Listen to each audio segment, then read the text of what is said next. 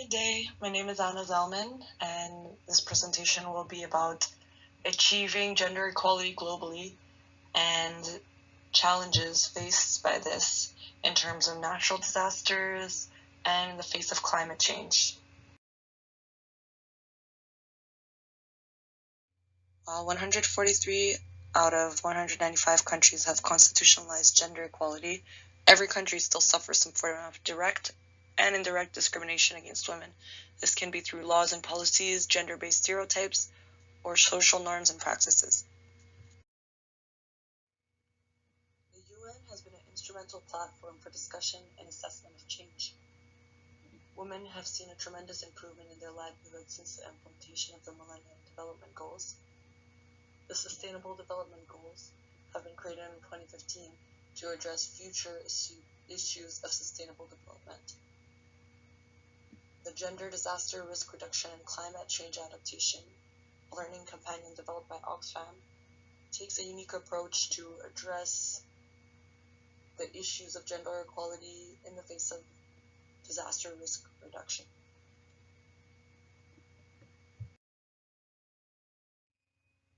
Since the implementation of the Millennium Development Goals in 1990, the gap has diminished. 90% of countries have more women in parliament, and about 2/3 of countries in the developing regions have achieved gender parity in primary education. Yet, globally, 15 million girls will never get the chance to read or write, compared to 10 million boys. And political representation for women remains at about 23%. Advancements for job opportunities for women have been relatively slow to develop. Increase in workforce participation from 1990 till now has went from 35 to 41% globally, and the proportion of men to women workers is still 3 to 2. Workforce participation is a crucial indicator as to how much momentum gender equality has gained and how accessible resources for women will be. So, with implementation for sustainable development by 2030, the fifth Sustainable Development Goal about reaching gender equality strives to end discrimination of women globally and stop the resulting exploitation and violence, to eliminate harmful practices, for example, child marriage, which limits women's choices and freedom. Another target is to recognize unpaid care and domestic work through infrastructure, public services, and social protection policies, and the promotion of shared responsibility in the household. Ensuring equal opportunities for leadership at all levels of decision-making in political, economic, and public life will really empower women. Universal access to sexual and reproductive health and rights is another important target of Sustainable Development Goal number 5. Strategies and goals which can be implemented to achieve these targets are reforms to give women equal rights to economic resources, access to ownership of their land and property, financial service, inheritance, and natural resources in accordance with national laws, enabling technology, in particular information and communications technology, to promote the empowerment of women, sound policies and enforceable legislation for the promotion of gender equality and the empowerment of all women and girls at all levels. Achieving gender equality is a key aspect of sustainable development and transcends through all spheres of the 17 goals.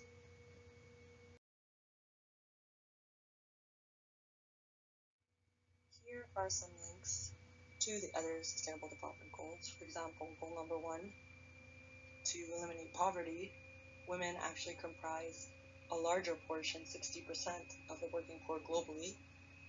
Goal number 3, good health and well-being. Women are more susceptible to die at a younger age, including reasons of maternal health. Evidence shows that economic empowerment of women has significant positive impacts on family health due to their maternal role in the family. Another key link is to goal number 6, clean water and sanitation, because women and girls bear a disproportionate burden of touching water.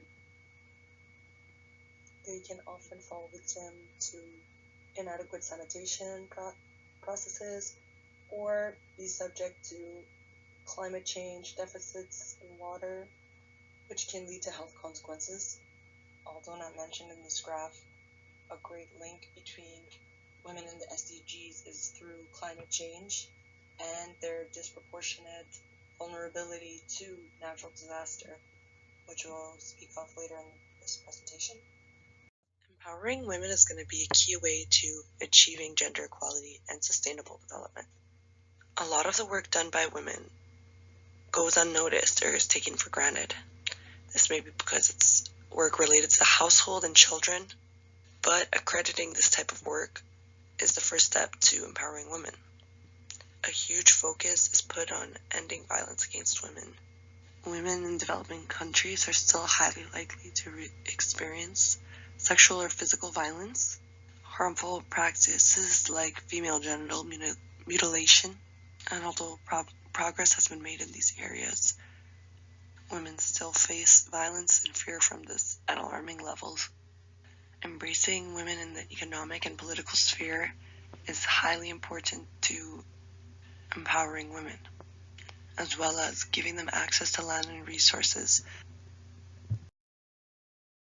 Changes is going to be crucial through multi-scales, starting from the community and grassroots initiatives, moving on to state and legislative measures, and as well as through the power of charitable and non-governmental organizations. Questions of climate change bring about the issue of scarcity of resources. Women are directly linked to providing water, food, and fuel in the majority of developing households because of their close contact with the natural world and the disproportionate poverty they experience. They are measured to be at a greater risk to natural disasters and climate change effects. So what is disaster risk assessment? Well, it's a measure of the hazards, exposure, and vulnerability to a natural disaster and the negative effects associated with these. Why is there a concern for this? Well, in the past 30 years, natural disasters have doubled in number. Economic losses due to natural disasters have tripled. Due to climate change, we're entering an increasingly unstable environment. Women are disproportionately affected by these disasters due to their impaired status and consequently are 14 times more likely to die than men in the event of a natural disaster. With risk assessment, there will be a higher rate of response to natural disasters when they occur, and hopefully a greater level of prevention and preparedness. Risk assessment is logical. For example, between 1980 and 2009, $90 billion was spent on disaster-related assistance. 3.6% of this on prevention and preparedness versus 96.4% on emergency response. Spending more on prevention and preparedness is economical and ethical. We must shift ourselves from a tradition of response to a culture of prevention and resilience. Due to women's critical role and connection to the land and resources, they become highly resilient agents of change.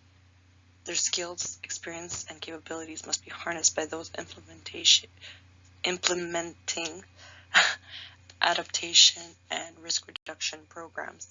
This will be crucial to ensure that women are empowered by the process rather than further disadvantaged. Oxfam has implemented a program entitled Gender Disaster Risk Reduction and Climate Change Adaptation to address women's disadvantaged status and strengthen gender equality. Their goal is to train and educate Oxfam staff to understand how women are affected by natural disasters and how the strategies of empowerment can be implemented. It addresses some of the risks we talked about, like women are more likely than men to be killed or injured as a direct result of climate-related disasters. It evaluates female resources, violence against women,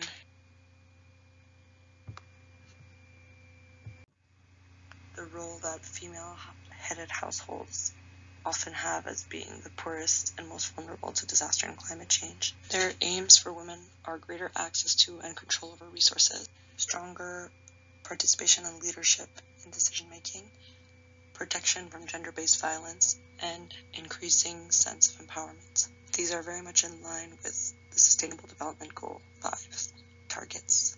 A large part of their work is dedicated to advocacy, to encourage institutional frameworks policies, and legislation at local, national, and global levels to uphold women's rights.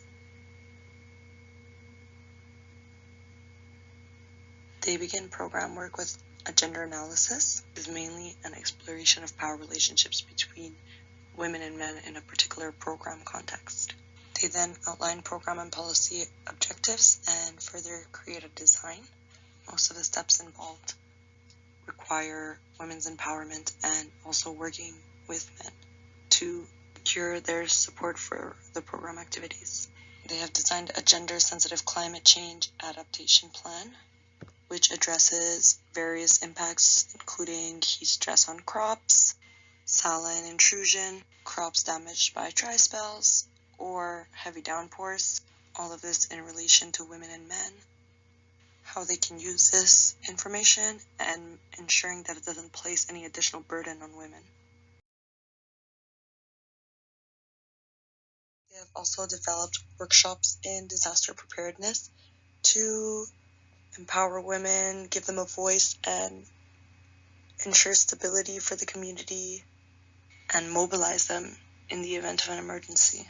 They have helped communities be prepared and resilient to floods, landslides, and earthquakes in Tajikistan. They helped women adapt and find sustainable solutions to disaster, intensive flooding, and deforestation problems in Uganda, including planting evergreen and mango trees, as well as building a borehole to collect water from. These types of strategies build community and can be passed on, as well as giving women an important leadership role.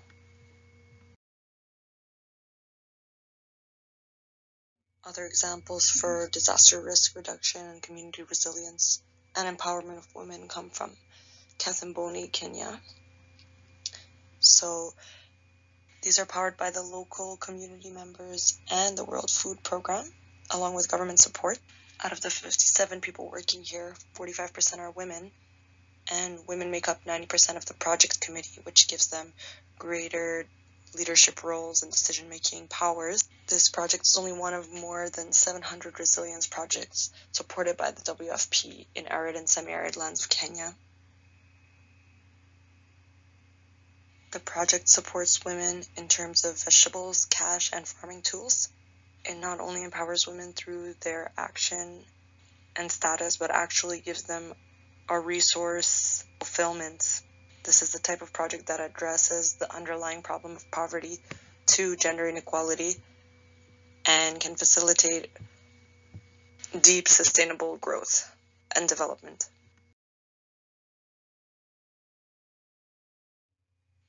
Another example comes from St. Lucia Island. In the wake of Hurricane Thomas, experienced severe flooding.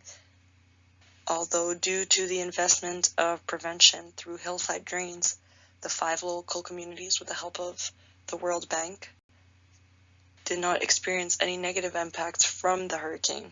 This is an attestation to the effectiveness of disaster risk prevention and how it is effective greatly at the local community level. Address challenges to attaining the Sustainable Development Goal. Firstly, we have statistical issues and the challenge of acquiring sex-aggregated data, discrepancies which exist between household members not being recorded, and therefore the creation of an umbrella effect, which extends to the national level as well. It is also difficult to attain those who are most disadvantaged. The biggest social effect standing in the way is the underlying issue of poverty, which may not always be properly addressed due to government corruption and foreign and corporate exploitation. Politically, some countries face exclusionary and fear-based politics, rigid policies, and again corruption. And physical challenges include climate change and environmental degradation, which is a threat in and of itself to these communities, and conflicts and humanitarian catastrophes, which often forcibly displace millions. Although the challenges are many, solutions are still very present. I believe the greatest results are achieved at the community level through the social and economic empowerment of women. Disaster risk assessment proposes a unique opportunity for women to be at the forefront of risk reduction, adaptation, prevention, and resistance. Due to the oncoming negative impacts of disasters and climate change, it is the time to mobilize and empower and create a world where global gender equality is a reality.